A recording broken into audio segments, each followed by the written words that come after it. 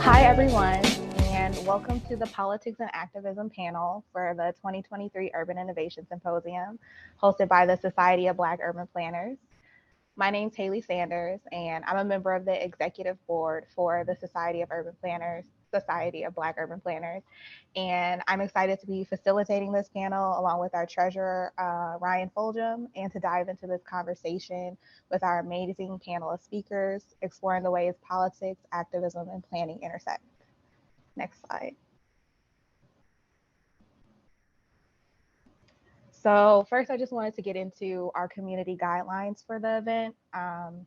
Our first one is to create circles, not lines. And this actually comes from the Black Space Manifesto, shared with us by one of our panelists, actually, Bweza Itaagi. And this just means we're not here to create a hierarchy or to put one above the other. And we're really just trying to encourage a dialogue between our panelists and between our audience and panelists. We would also like if you could keep yourself muted unless you're asking a question during our Q&A session. And if you could avoid tone policing as well. So just addressing the questions and not necessarily addressing the way someone has answered the question. And if possible, please have your video on when you're asking questions or engaging with the panelists. And we would like if you could use active listening and listening with love and humble listening. And if you could challenge the idea and not the person, and be open to making mistakes. We all make mistakes, and we really just want to have a very open discussion with everyone. And if you don't understand any jargon, if you could just signal that in the chat by putting question marks, we'll have someone respond to you with a definition or an explanation. Next slide. So before we dive into our discussion, I wanted to give a brief description of our panel topic. And so the Politics and Activism panel brings together scholars, policymakers, practitioners, and activists who are actively involved in creating equitable and sustainable urban environments for communities of color throughout Chicago and for all Chicago. And we're very proud to feature our fantastic panelists, Katanya, Raby, Angela Clay, and Bweza Itaagi. Next slide. And each of our panelists are engaged in a myriad of just transformative work throughout the city, but I'll keep their bios brief so we can have more time for our conversation. Katanya Raby is a planner, activist, artist, and a MUPP and MCD alum, as well as co-founder of the Society of Black Urban Planners. She is currently the Vice President of Planning and Development for the Far South Community Development Corporation. Angela Clay is an Alderperson-elect for the 46th Ward of Chicago, a community organizer, and a lifelong resident of the Uptown neighborhood on Chicago's North Side. She was also the youngest ever president of Voice of the People Uptown, a 51-year-old affordable housing nonprofit on the 46th Ward. And Bweza Itaagi is an urban farmer, community cultivator, and horticulturalist. She stewards the Englewood Nature Trail with Grow Greater Englewood and is the co-founder of Sistas in the Village Farm. So I want to thank all our panelists for joining us today, and I just want to give a brief rundown of how the panel will go.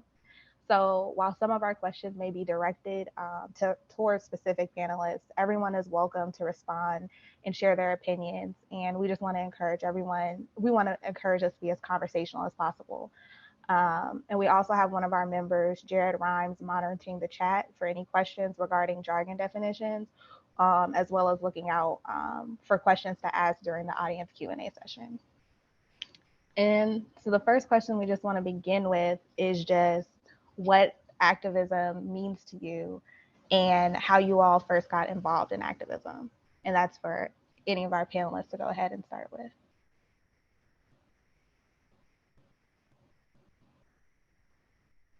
All right, I'm doing it. Good afternoon, you all. Happy Good Friday if you observe. Happy we are almost out of snow. I am Angela Clay, and activism to me, I truly believe just means power in motion.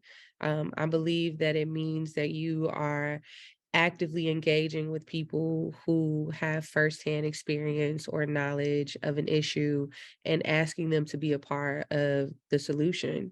I think activism really includes just a breadth of experience and knowledge coming to the tables of power and saying enough is enough. You know, activism can look like so many different things, and I think that's the beauty of it. But at the core of everything that we do, it has to make sure that we are being inclusive and that we are really trying to reach the people who are being most impacted by it. I first got involved with activism in high school. If you are a Chicago public school student, you know that our school lunches, Lord, are horrible, right? And so a group of us were like, where's the salads? Where's the water? You know, we don't want just spicy chicken sandwiches and nachos. And so having that experience with organizing people who were directly impacted, going to the higher ups, even going all the way up to the vendor chain and saying, hey, we know you got a secret menu back there, share it with us. That was my first taste of activism. And then I started a cohort called Voices of Youth in Chicago Education that brought together over 17 high schools in the city to address the dropout rate in Chicago public schools. Because again, as young people, we were tired of the federal government coming in and telling us why we were failing and why were we not succeeding. And we said, you're not talking to us. Are you looking at the classroom environment? Are you looking at our commute? Are you looking at if we ate the day before and we are coming into a classroom just looking for attention? And so for 3 years, we traveled the entire country, studied great teaching skills, studied the curriculum that we were putting in front of our young people, and then came back and put together a proposal that Chicago Public Schools still uses to this day to curb the dropout rate. So that was my very first taste of just putting everybody that needed to be at the table in communication and then coming up with a plan. So activism is in all of our blood. Thank you for sharing. Katanya or Bweza, would you like to go next? I had a hard time unmuting my phone. Sorry. No problem. But yeah, speaking of activism in the blood, I am a descendant of quite the activist, and my grandfather, Raby, spent a considerable portion of his life fighting for our communities. And although I was young, you know, by the time he passed away, I didn't get a chance to like see it actually happening. But learning about it was huge for me as a young person.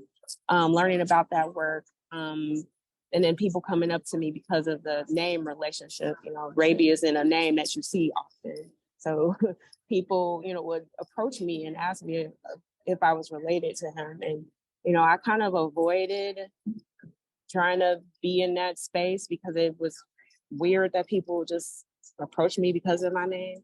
But then eventually I realized like there's a space for me that I need to be in, you know, and I didn't really get into activist work maybe until I got to college. High school, I was kind of like, you know, your typical teenager. I didn't really get into that. I didn't like our school lunches, but I didn't really know who to talk to about it, so I didn't worry about it. But when I got into college and started learning about a lot of things that we didn't really get a chance to learn about in high school, about inequities and just really paying attention to things in a different kind of way and applying that to spaces as I was moving through. I was traveling from, you know, the South Side to the North Side and seeing the differences in the communities. I started gaining the vocabulary and the words around like how to describe the things that I was seeing and how I could actually start taking some of the teachings from school and building on that and started to galvanize people around those issues. I really got a lot more deep into the activism space when I came to Cuppa Hall. And that was because, well, the nature of planning, you know, there's a lot of tension in the planning realm, but then you add the impact of racist policies on planning. And I'm going to say it because a lot of people won't, but planning is inherently racist. And there's a lot of shifting that needs to happen. And as I was learning about what all these white guys did in the past and how, you know, it helped the function of a city to get better, it didn't necessarily help all of the people. It wasn't truly inclusive. It still isn't inclusive. Zoning is the worst. So like I started to find my activism space in that realm. And started to the energy that I believe exists in me through my grandfather kind of really showed up when I became a planner. And now I can't get away from it. There is no way. So that's how I got into the activist space. Thank you. And Bweza? I am just going to echo something that both Angela and Katanya touched on, which is that activism is in all of our blood as Black people in America. We all are standing on the shoulders of incredible people who have risked their lives and fought and pushed for us to just be where we are now. And it's our responsibility to keep pushing so that we can finally reach the point where we can thrive and shine in this country. So that's the foundation. That's how I came into this activism space. And for me, my activism started young. I'll honestly give credit to my mom. My mom was always the person who would remind me, if you see something that's not working the way you think it should work, what are you going to do? How are you going to change it? And in elementary school, I remember, and this, you know, shows my point in age. In elementary school, I remember protesting the war in Iraq. I was like, why are we going to war? I didn't even understand really the concept of war, but I was like, this just feels wrong. And my mom was like, what are you going to do about it? I was like, I don't know. I want to say something. So me and my younger sister, we made our little signs, made posters, stood on some corner somewhere in Western Denver. I grew up in Colorado. And we were like, we're protesting this war. And that was really the start of me knowing that I'm going to do whatever I can, regardless of how small it is, to use my voice and say when things are wrong. And that's how I've just operated in all spaces. And in my education, I went to a lot of predominantly white institutions and was used to being the one vocal Black girl in the class. And that was me. And that's something that I really do take as a responsibility of me continuing that legacy of all of the people who have worked so hard before me. I cannot let myself be comfortable. I'm always thinking, this is good, but what can I do to make it better for me, for my community, and for just all of us Black folks in this country at large? So yeah, and I really think activism is such a crucial part of life. And it looks different in different places for different people. And that's the piece too. Like we don't necessarily all need to be the ones protesting or putting our bodies at the front line to be activists. That there are so many layers and so many ways that we can get involved and use our voice. Thank you. That was amazing to hear. Thank you all for sharing. And I think some of the things I grabbed when everyone was speaking is just that activism can look different and it involves so many different aspects. And just kind of how through all of you all's experiences, you came to activism and it kind of starting off being, you know, in your blood, like you were called for this. And I do agree, like as Black people, I can see that for us the ability to keep change moving forward, and the ability to see that if something is wrong, you will fix it. So I appreciate you all sharing that. And I do remember those school lunches. I remember the chicken sandwiches specifically, so I could relate to that. And moving to our next question, actually pulling from something Katanya that you spoke on, is just, planning being inherently racist. Our next question is kind of what you all see the relationship between planning and politics being, and what role community activism plays in that relationship. So Katanya, if you'd like to start off with that question. Could you say the question for me one more time? I just want to make sure that I fully grasp. Definitely. What is the relationship between politics and planning, and what role does community activism play in that relationship? Okay. Well, all of those things, it's like a puzzle. If you don't have the pieces, you won't be able to like have a full, clear picture. When it comes to community activism, I don't feel like communities of color, because we've been the victim of disinvestment for decades. I don't feel like communities of color would get things done if we weren't activists in our own space. Like we wouldn't, like, I feel like a lot of the planning work that has been done is tactical. It's people coming together to figure out how to make stuff work because the city won't do it for them. And then when you are getting services from the city, it is a political game. Sometimes you have to be savvy in that space, and it's about who you know in order to gain access to whatever these resources that should just be by right. We're all paying taxes. We shouldn't have to fight to get basic city services done. And so I think that there's definitely a very tight relationship across all of those areas. And as planners, I think city planners are in a space of being more mindful of these things. I think that there's a long way to go. But I think that in more recent years, at least over the last decade, city planners have been really thinking about how to better connect with the policymakers, how to better connect with communities, how to better engage with communities. And I think engagement really took a jump up after the 2020 uprisings. People are tired. People are weary. And I think that the uprising showed that. It was a really unfortunate way for these things to have a spotlight put on it. But I think that there's a shift in those dynamics. And I'm not saying that it's fixed or that planning has made its way and it is fully equitable and people are doing everything that they're supposed to be doing. But I think that there's more attention on it, and that there's more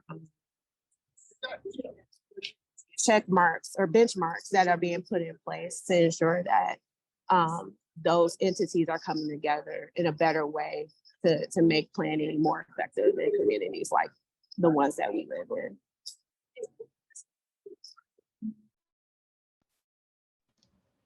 I appreciate this question because it's very, very relevant to the work that I'm doing with Grow Greater Englewood. So we are a community organization, a nonprofit based in Englewood, focused on Englewood, West Englewood neighborhoods. And our focus is on pushing the city and reminding the city that they have an obligation to the residents of Englewood to make sure that people have the things that they need to survive, but more so to live abundantly. And we have to remember that we're in a democracy, technically, And every person in a political office is elected by the people, therefore they have an obligation to serve those people. And sometimes we forget that, or we don't necessarily know how to use our position to really push for things. So within our work, as I'll say GGE, when I refer to Grow Greater Englewood, we are in the process of doing community education to remind everyone, these are tools that you have available. These are ways that you can connect with your alder people or the mayor or the governor. And it's your right to do so, especially when we're in a situation where we have been experienced disinvestment for so long. So part of our work is to really find that intersection, I guess the sweet spot between politics, community, and activism, because I'm personally not one to speak the political talk. I don't care about that. My focus is on making sure my community is cared for. But you do have to have part of the politics in order to connect with that. Like Katanya said, this city is all about who do you know? And that's unfortunately how a lot of those resources are distributed. So it requires a lot of showing face and introducing yourself and talking to people. And that, if that's the way that we have to go about advocating for our communities, then we will do so. But it's really important for people to remember that we all have the ability to advocate for things that we need. But it's just a matter of having that basic training of knowing how to go about that. And unfortunately, a lot of us don't have that information. Yeah, that sounds about my life right now. This is part of the real reason that I got involved in politics was because I, one, didn't see people that looked like me to represent my values and my morals. I also didn't trust them. The people that were in there, I didn't feel like they actually cared enough to come and listen to the people, to get involved or to get the services that we have at the city down to the neighbors who need them the most. And you know, when we talk about politics and planning, these are two of the biggest rooms that we've historically been locked out of, that we don't know what goes on behind closed doors. We only see the after effects when it impacts us, when we are closing 50 schools, when we are, you know, closing down mental health clinics. And now we have, you know, an uptick in things happening on the red line, you know? And so I feel like politics and planning have to include community, and that is a form of activism. Like, you have to go and talk to the people who live this every single day. Not only do you have to talk to them, but you have to build a trust between you and them so that they actually believe that you're going to take their values to the seat of power. Politics is a game about what you know and who you know. But what we are doing in 2023, and something that I'm extremely proud of my campaign for doing, is we are being extremely transparent and we are being intentional, right? My ward is the most diverse ward in the entire city of Chicago, but we had people who English is not their first language. And so we had to translate our material. We had to go and get translators to go out on doors with us so that they could see, this is how we are moving together, neighbor. It doesn't matter if you don't speak English. You can't be left out of this process. I went and I tagged my young people and I said, hey, look, you see, 4 years is no time. It will go by in a blink of an eye. How can I engage you in this process and bring you into the fold that we live in? Our communities thrive when we all work together. But if we don't plan our communities together, trust and believe somebody else is planning it for us. And so, you know, especially in a community like a lot of ours that are gentrifying by the millisecond, that are just bringing in outside voices and big money, I'm extremely ecstatic that our campaign in our community was so grassroots that we went up against big name developers, the governor. Love you, Governor Pritzker, okay? But we're gonna have to talk after this. because it proved that you have to listen to the people. You can't just throw, a dollar sign on our heads and act like that is what's going to make us jump. No, you must include us. And planning is so crucial, especially in a city like Chicago, because there's no there's no mistake that we are still one of the biggest segregated major cities on the planet. That's by design. So it again goes back to planning for who, and who am I going to actually trust to plan on my best behalf. So I think all of this is, again, like both of the ladies before me said, it's an ecosystem, but at the core of that, activism is always going to be a part of it. Thank you. And just like snaps for everything you all said, because honestly, I think that's something, having been at UIC as well, I've been learning the vocabulary to express like what I've been seeing as a lifelong Chicago resident, and just that this is by design, and communities of color have been locked out of these rooms. And going back to finding that sweet spot between these different approaches, planning, activism, and politics, is just that I think the activism piece is the way for marginalized communities to maneuver in these spaces, and to get their voices heard. So definitely appreciate you all's insights. Our next question is how community development is sometimes seen as the realization of community organizing goals, kind of in the form of physical development and other tangible activities. And as organizing efforts turn into development work, does this process become more formalized? And do you all think concessions have to be made in an effort to gain tangible results? I'll have Angela start off for us. Yeah, so community development, again, it goes back to for whom. And I feel like at all levels, we just have to keep that in mind, because you will have block clubs, right? Who are like, I don't want this, but it could be in the best interest of the entire ward. And again, you have to stand firm and say, okay, we have to work together for every single neighbor, and not just making it about one specific group. And community development really does take honest conversations, you all.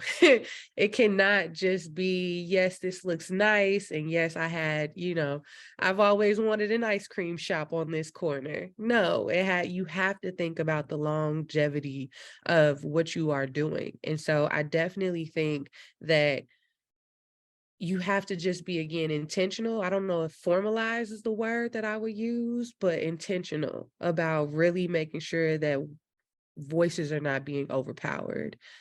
Because people will try to use the formalized, oh, I go to CAPS meetings, or, oh, I went to the block club meetings, and so my voice, it should be the loudest in the room because I'm there. And that, honestly, in my book, doesn't mean anything. It means that, have you been here putting in the work? Have you been trying to engage with other neighbors? Have you been trying to bring everybody that you possibly know to this seat? And that's where I think community development thrives, is, again, when you are able to be honest and intentional with everyone and say, hey, you all, okay, this in the next 4 years are our goals. The common goals are always there, right? Safe, affordable, vibrant communities.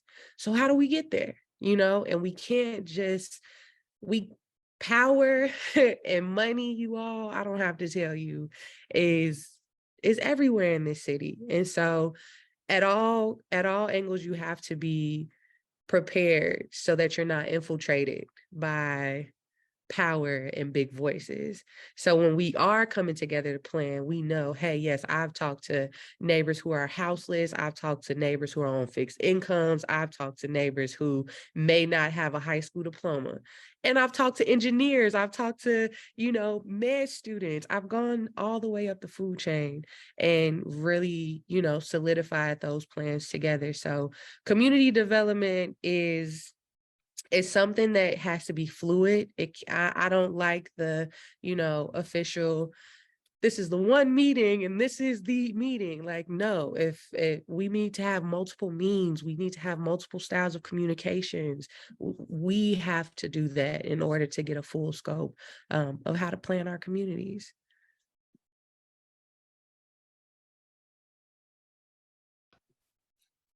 I can answer this with a very specific real-time example. So GGE has been working on conceptualizing how to reuse a vacant rail corridor in Englewood that goes, it's between 59th and 58th from more or less Halsted to Damon.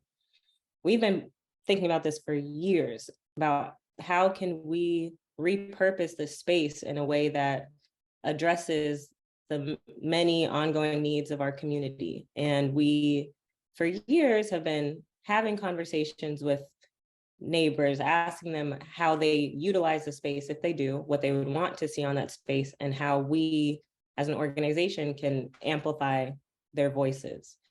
We, for years, have been telling the city this is a huge issue in our community because the rail line that's sitting empty and vacant has a lot of contamination that's just seeping into the soil, affecting the air quality. This is a public health issue. How can we move this forward? And we were for years told that there wasn't a budget for it, or that it wasn't a current priority, but thank you for your effort, keep it up. And we just kept keeping it up. And finally, last year, we started to receive funding for this project. Finally, it became a priority, and the city heard our loud voices and was like, okay, we need to do something. But that put us in a very vulnerable situation, because to the point of the question, when community organizing finally gets funding, and especially when that funding comes from government agencies, like we received some funding from the Biden administration, some from Mayor Lightfoot's administration, it opens the door for all of them to come in and make it their project. So we have been the protectors, and we've had to be very firm and very blunt in saying, thank you all for this funding, but let's remind you, this is a community-driven project, and this is for Englewood community. You have to sit and listen to the experts being the residents, and they will tell you what they want, and you have to implement that. And it's a constant struggle, because I'm saying they, but all city departments have been like, okay, yeah, we'll do that. But you see that they're trying to just check the box and keep moving and kind of sidestep us. And we're like, no, you're not sidestepping us, because this is our responsibility to make sure that a project of this scale is not displacing people, but is more so adding ownership, community ownership into this. And we want to have an example that does not exist so far to say, this is how Black community members can plan Black spaces. This is true community planning. But it's a struggle. It's a lot of effort. It's a lot of fighting. And at this point, we're in the press photo op mode.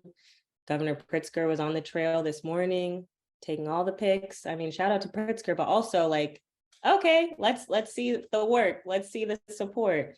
And that's a big struggle, but it does, to me, I feel very committed to this, because it has been such a long journey, and we have to make sure that we see this through and don't allow space for the city to just make it a cute cement paved path. That's not gonna happen. Oh, I'm sorry. So I'll say concessions can be made, but I want to make as few as possible, as few concessions as possible.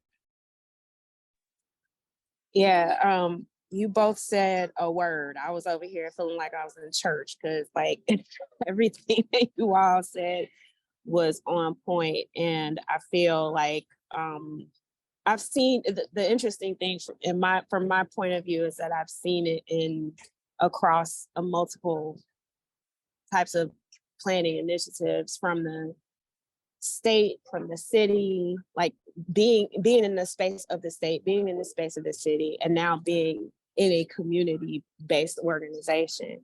And concessions have to be made across all of those spaces.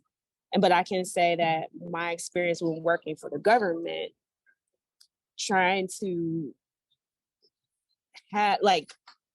negotiate terms with a community, and knowing that, like, for my own personal connections to communities like these, like knowing that I want to see this community in the way that the community wants to see it, but having to fight the people who employ me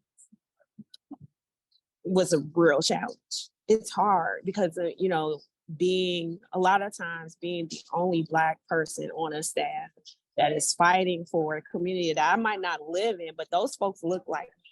So I know that they've experienced some similar things that the community I'm from has experienced. So I want, it's something deep within me that's like, I want to fight for these people. I want to make sure that the things that they are really in need of and that they desire happen. And it is so incredibly difficult to be that person, to stand up against the powers that be. And sometimes you get shot down. Sometimes when you're the only one, and I find myself, and I don't want to incriminate myself, but I find myself in those spaces connecting with community members kind of like in the background, like when my employer might not see what's going on, right? Because I know that these conversations need to be held. I know that their concerns and their wants need to be communicated. So outside of the whatever meetings might have been formally set up, I'll reach out so that I can hear directly from people. And it's a weird space to be in because I could get in trouble, but I feel like it's necessary. I feel like there's so many situations where you don't have an advocate on the inside. And these developers and the government and, the people that are holding the purse strings will bulldoze right through. To Bweza's point about everybody looking for opportunity. It's probably best that I don't share a lot of the things that I would love to share right now with you. But there are certain situations that I've seen where people have capitalized on opportunities that they didn't even develop. They didn't have anything to do with it. So many, it happens so much, and it's really disgusting. And I will say that I am grateful that I had those opportunities to work in those different spaces so that now I know how it works on the inside. Now that I'm not on the inside anymore, I know how to navigate it from a space where that is community led. And I can help break down some of those walls and for some of those concessions because I kind of know how it works and I know some of those people that are part of this machine. But yeah, I'm gonna stop there because then I might say some things that I shouldn't.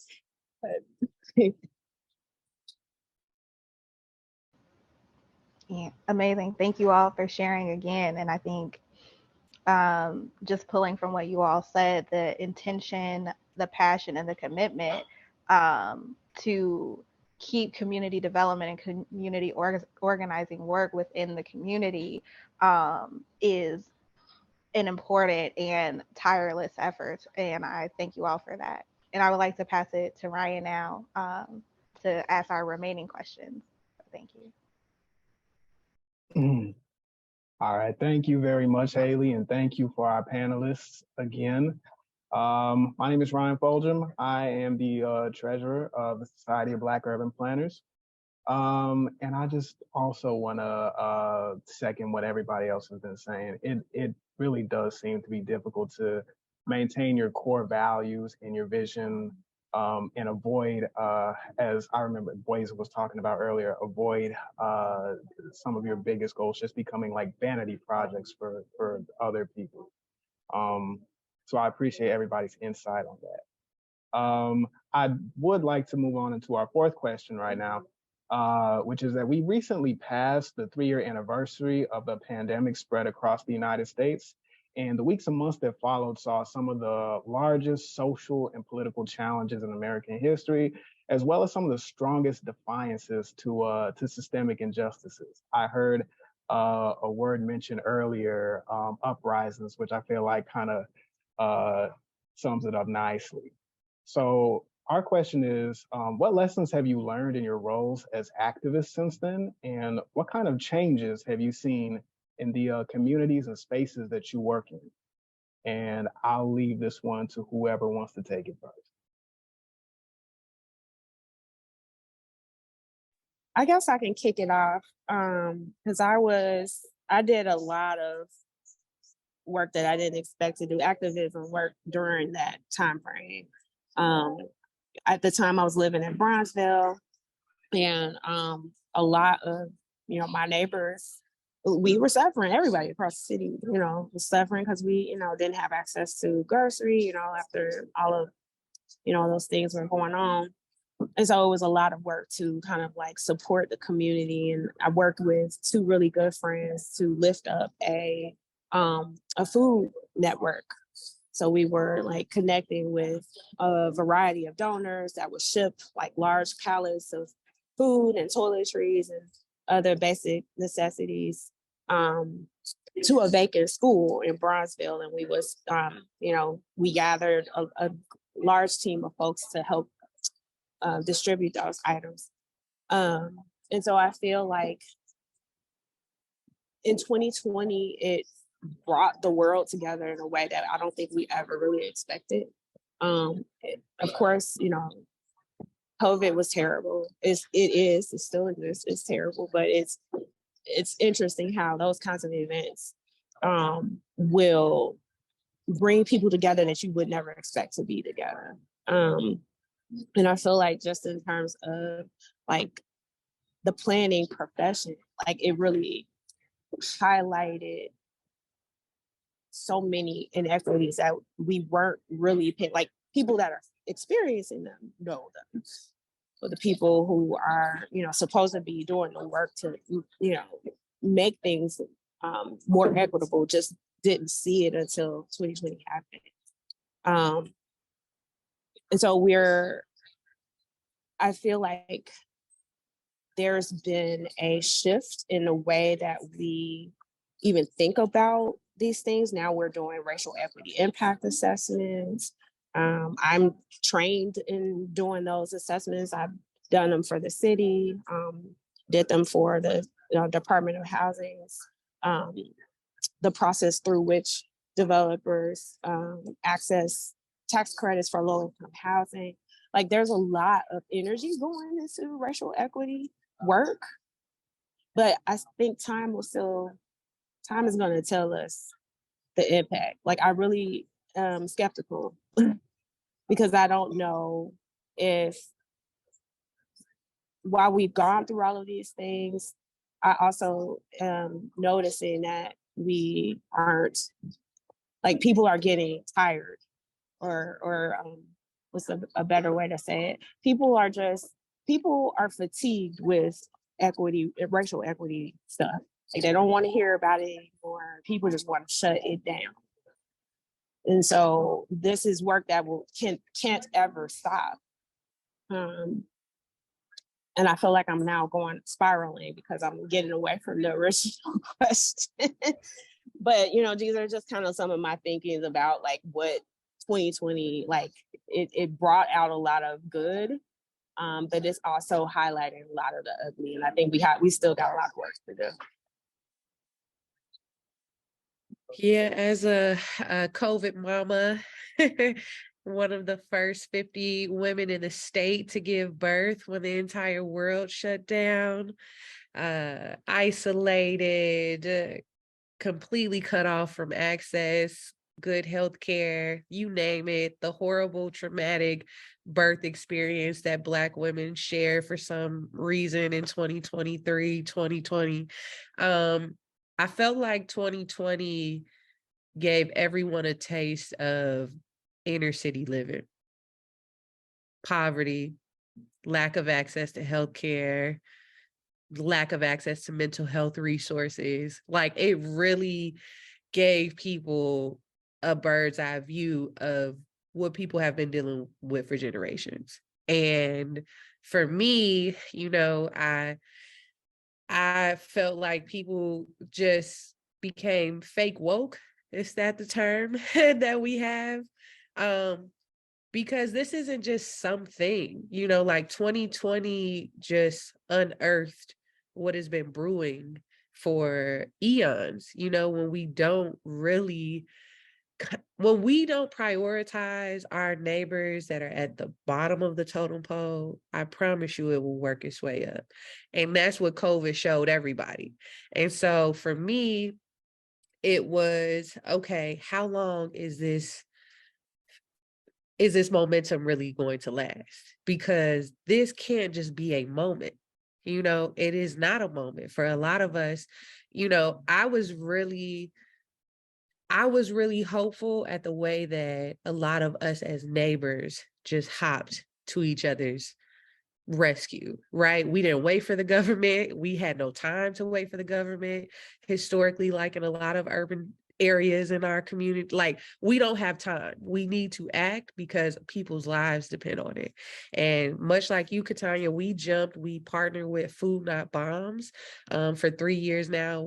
Every single Wednesday we do mutual aid, give away free food, free PPE. And this can't just stop. Like, this just doesn't stop because COVID is over, or wherever we are in this world right now. People still need access to these resources. And it's crazy that it took an entire global pandemic for us to think about using the McCormick place to house homeless people. Like, what? What do you mean? We could have been thinking about this. We could have been thinking outside of the box. Honestly, the things that COVID unearthed for me were just, we can really do this. And the city has the resources to get it done. Why have we not thought about how to make this long term? Why have we not thought about making this sustainable so that after COVID, people still have the quality of care that they deserve? And so I think for me, it made me reimagine how we show up for each other. It made me reimagine the things that are possible. It's crazy that, again, during a global pandemic, people were actually able to maintain themselves with extra, food stamps or extra unemployment, just basic quality of life, things that they need every single day outside of a pandemic. We were able to meet their needs. And I feel like all of us are in a moment of what next? How do we continue to build people's quality of life? Because it can't, again, just be these instances where we're activated and it's cliche or it's cute to be, at a protest or to do good. Like, no, this is continuation. This work is constant. And so I definitely think 2020 just ripped a Band-Aid off of a very deep gash for a lot of us to say, look, if you're not treating this wound, it's going to become infected. And I think right now we just have to continue with that momentum to say, how are we taking care of each other? Oh, y'all said it all, really. I have so many thoughts, but I really agree and echo that the pandemic highlighted all of the inequities, really brought them under a microscope, because all of those inequities were already happening. We were just existing within them. And then it's as if something stopped, like time warped, and we're like, wait, no, this is not sustainable. What are we going to do about it as activists, as community members?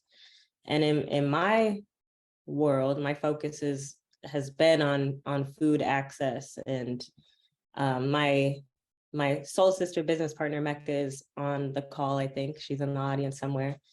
And she and I, pre-pandemic, had been working on more of the advocacy side as far as making sure our communities had the resources to connect them to fresh and local food. But once the pandemic happened, early 2020, she and I both had this moment of like, damn, we need to grow food. We need to be the ones to grow the food, because we saw how the food supply chain was disrupted. All of the semi trucks that were transporting food from across the country weren't transporting food. And we had our grocery stores, Southside, were empty and were being looted, because also like, yes, take the stuff, like take what you need. That's how it should be. But it made me very aware of how we needed to have some type of cushion, emergency food supply. And of course, growing food is a long process. We knew we weren't about to plant seeds in May and have food in May, but we said this is something that we need to really strategize and organize around. And that's how Sistas in the Village came to be. We're now in our fourth season of growing food. I don't know. I can't tell you how long it's been. And for us, we really want to make sure that we're sharing the knowledge of how to grow food and reminding everyone that you can grow on any scale, whether you have a little windowsill, whether you have a 5-gallon Home Depot bucket, third year, thanks, Mecca. Whether you have a backyard, whatever space you have, you can grow food should you choose to. And now we're in the planning space of making sure that we're then showing how do you save, preserve, can the food so that we can have emergency food backup, because this pandemic will not be the last. It will not be the last. And all of the issues in this country are just bubbling up to the surface. And we're in the middle of climate change 5.0. So we do have to be prepared and make sure that we, as community members, are looking out for each other and are trying to find solutions to our problems ourselves, because we know we can't rely on the people with the power to look out for us. And that's where my mind is. You know, we have to make sure that we have people focusing on the different sectors, because the work is a lot. I know I can't do everything, so let me focus on the food part. And I know others will focus on making sure folks have other just basic household supplies with mutual aid, and others will focus on the healthcare piece. Like, that's how we collectively work together to make sure that in these pandemics, in these times of emergency and disaster, we are prepared. All right, thank you all so much for that. It's very cool to hear how everybody here buckled down immediately when the pandemic started, helping to provide food, toiletries, and other necessities. Yeah, I really appreciate that. And I appreciate everyone here for keeping up the pressure on the city and making sure that they don't get lax with that response that they did early on. So I would like to then ask our last question. So the idea of having champions within political institutions has been viewed as a way for community-centered strategies to be prioritized in legislation and policy. So for example, Commissioner Navarro's introduction of the racial equity impact assessment, like Katanya was speaking on earlier. As well as Anika Anzarike, I always forget how to say her name exactly, as the lead for the city's community wealth building initiative. So our question is, what are your thoughts on the idea of having champions? Are there any other methods of ensuring policies and projects consider equitable neighborhood development? And I suppose since we did bring up the racial equity impact assessment, if Katanya, because I know that she played a big part in that, if you want to start us off, I appreciate that. Sure. Can you repeat the question? The the last part of Just the last the part, actual right. question. Yeah. So what are your thoughts on the idea of having champions, right? So sort of upholding these individuals as leaders of progressing movements, right? Are there any other methods of ensuring that policies and projects consider equitable neighborhood development? Okay. I think that having champions for anything is, I mean, you're gonna have to. Like, you can't do anything in a vacuum. You can't expect to be able to get the type of support that you need without having someone that is going to help kind of like push it forward with you. I think that making sure when it comes to doing community work or even policy work that is specific to a community, you have to know who those champions are. Like, you can't just go in there and just assume and just like, oh, well, I'm just gonna get a list of all the captains of the Black Club. Like, it doesn't stop there. And I think that's part of the issues with a lot of these policies that are developed, is that the time that is necessary to get to know the community and the people who are able to kind of like bring people together so that they can learn more about what you are intending on doing. There's not enough time spent. Like, it's I think Angela mentioned earlier, like, you know, checking the boxes and, you know, kind of like moving through a process instead of putting the people first. And it's people over process. I can't remember who said that. I want to say Candace Moore in the over the Office of Racial Equity and Justice in the mayor's office. I believe she might have said that. And that's really important to keep in mind, because you can't think that you can just create something without having those people in place, and they will not champion you. Chicago don't play. We're talking about specifically Chicago. Chicago will shut something down in a heartbeat. And I think the life of the administration sees that. And it, you know, there's a certain way that you have to be intentional about how you connect with people if you're looking to get something done. And I think that it comes with an authentic approach. It's you're not having a one-off, hey, come to this community meeting. It's actually being there or connecting with the people who are regularly there in a way that they can help relate. Like, it's impossible to meet with everybody. You'll never be able to do that. But who are you connecting with that can help get your messaging out, and not just get the messaging out, but get the information back to you? Because if you're just sending out information and you're not receiving any, you're not listening to what people are saying, that's problematic. And I don't want you to be part of anything I got going on, because I need to be able to hear what people are saying and know, like, not just hear it, but revisit it. If a concern comes up and it's, you know, you're not going back to the source to kind of understand what is happening with that issue, then you're just brushing it off. Like, you can't. I see so many like books of documents just showing where people have documented issues, but they've never followed up. Can't have follow-up issues. Anyway, I'll pass it on to somebody else.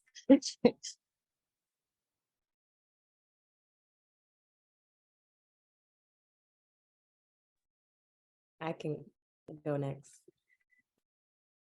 I think I'm just struggling with the word champion. It feels too individualistic. You know, I try to have a community mindset. And I do acknowledge that it is crucial to have those individuals who, you know, are for the community in these larger institutions to really push things forward. Both are true. I wish it didn't have to be that way. Honestly, I wish it didn't have to be like, let me talk to the one person in the mayor's office who I know here's what we're saying and here's it the way that we're saying it. It's disappointing. And I feel that we're gradually shifting. Chicago, like Katanya said, being a beautiful example of a place where the people will say what they want. And if you're not giving them what they want, they'll organize and mobilize to say what they want. But we really do need more community voices in these spaces. And I'm also of the mindset that I don't think the solution is to have all of us enter into political office necessarily, or to work for the city. Not necessarily. I think we need to spread out, and we need to be working at every level within community, from the grassroots level to the state, federally, and everywhere in between, because that's where we can really have the most collective power and agency, and make sure that we're giving our communities the things that they deserve and require. That's all I have on that. Yeah, you knocked it out the park with that one, sis, because I too was struggling with the champion word, because it becomes it becomes very hard when you put all of your eggs in one basket for a champion to do all of it, because they can't, right? But when you have people that are spread out across every level, it just makes it that much more impactful and a little bit more manageable, for you to go to different sources and say, hey, I know you've seen this on, I know you've seen this. What are you doing to move it? Hey, I know you've been seeing our hard work. What do we need to do to get in front of the mayor? Hey, like, you have to have multiple layers, because I feel like we've all seen it in our own personal capacities where we really trust somebody to go in and do the job, and then they get there and they don't. And now we are stuck in this, like, now what?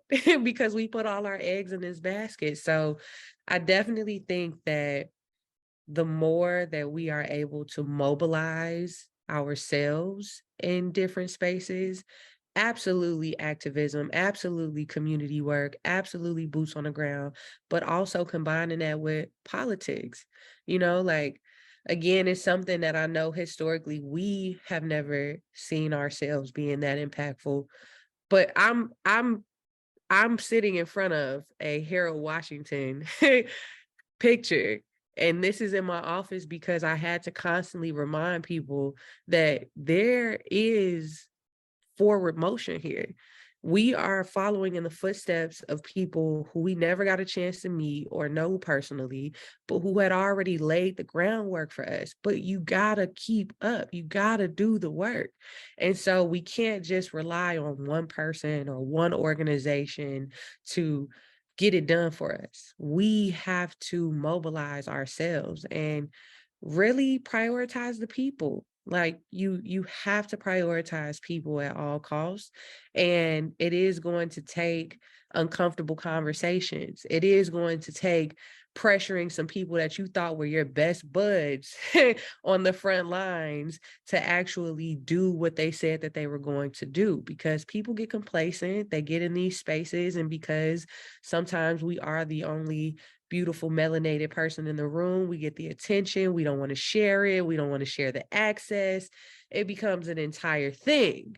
So we have to make sure that at every level we have representation to get the job done. You said a word, all of it. Thank you. I appreciate everybody's feedback for that question. I do realize that we're slightly over time, and I do want to be respectful of our panelists' time.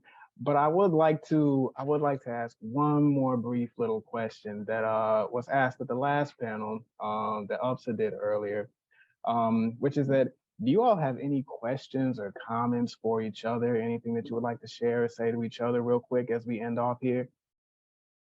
Y'all are beautiful, gorgeous, dope, amazing humans, sisters, comrades, get donors, push back, don't hold back, power to the people, powered by the people. And it's a breath of fresh air because, we were in a breakout room before this, and the excitement, the joy was already there because we don't get a chance to be in the same room with each other. We don't get a chance to share perspectives and best practices. And I think that this is just again, a testament as to why these spaces are so important, because we deserve to be working alongside each other, because at the end of the day, we work with each other, for each other. So I appreciate y'all so much. Likewise, I really am just really grateful for the opportunity to be connected to you. Bweza, I've always loved everything that you do. I think you're phenomenal, and I definitely have things I want to learn from you. So I'll be reaching out regarding like farming, because me and my sisters and my mom are trying to get into it. But yes.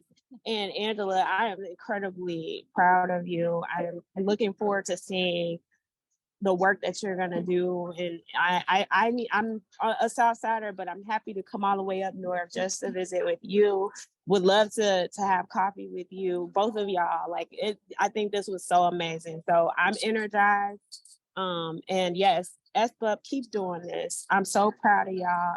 This organization has really come a long way. And I'll say one more thing about SBUP. SBUP was formed because of inequities within Cuppa Hall. SBUP was formed because of our issues with the way that they were recruiting students. Cuppa Hall is in the center of the city of Chicago. There is no reason why there should be, at the time that I was there, I'm not sure what the numbers look like now, but the four of us, us founders, would see each other in passing because it was hard. We were hardly in class together. But when we saw each other, you know how we do. We make eyes and we're like, okay, there should be more of us here. There should be more people interested in planning, especially in the city of Chicago. And that's why SBUP was founded. And I'm so incredibly proud of this session and all of the things that are coming out of the organization. So thank you all for keeping it going and doing so wonderfully. And congratulations to you all on all your success in school. My heart is with you. What do I even say? I mean, shout out to Katanya for creating this organization that has been able to evolve and grow so much. Thank you for seeing that was a need and filling that need, for real. I'm proud of all the students who organized this. I've met y'all a couple times in person, which has been so beautiful. Gives me so much hope and excitement for the future of urban planning. It doesn't have to look the way it's looked. Please don't keep doing the same things. Please make it reflective of us and refer to that Black Space Manifesto, because we need to be doing things differently. Angela, I'm just meeting you, but I'm here to support you in any way. And I mean that wholeheartedly. I'm so excited to see the things that you'll do in your ward and how that trickles out throughout the city. We have to support each other. I feel so overwhelmed with great, beautiful feelings, because going back to that activism question, to me, Black women are some of the original activists. We have always been the ones since the beginning of time who push things forward and put our bodies and our minds and everything on the line to look out for everyone around us. And so it's just always a celebration to be in these spaces where we can celebrate each other, because this work is hard. The work is hard. And I want to put that out for everyone. Like, yes, we can be cute on these panels and say all the right things, but some days it's heavy because it's a heavy load to carry. So just having space to celebrate ourselves and be like, I got your back. If you need me to carry a little more, I can carry a little more today. That's so beautiful and important. But thank you for having me in this panel. Thank you all for listening. Thank you all so much. I was going to be mindful too that we weren't able to get to the Q&A. So if you all wouldn't mind dropping your contact info for anyone that wants to reach out to you for future conversation. Yes, that would be much appreciated. And Katanya, you may be excited to hear that these days, pretty much all of the Black MUPPs are part of SBUP. So we call it the family now. Yeah, actually. So we are not strangers, and we really do appreciate that. I love that. Somebody asked the question in the chat, which I actually don't know. What year was SBUP formed? 2016. 2016. So we started working together to build some things out in 2015, but we didn't get our actual like sanction from the university as an official organization until 2016.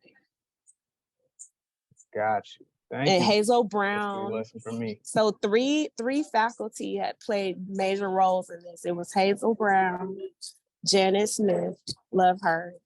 You might not have gotten a chance to meet her, but she was an amazing woman. And I'm getting choked up thinking about her. And Stacy. So, you know, when you see Hazel and Stacy, give them a shout out for sure. For sure, definitely. Like I said, just want to give another thank you to all of our panelists. Thank you, Bweza. Thank you, Katanya. Thank you, Angela, for joining us today. I would like to give a special thank you as well to all the SBUP members and the UPSA members who came together to try and put this together today.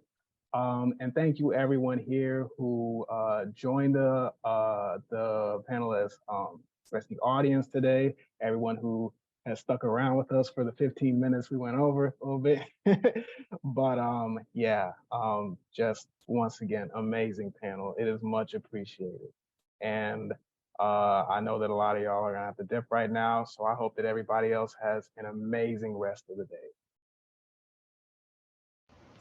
Thank you, Thank you, everyone. Bye-bye. Have a great weekend. Bye.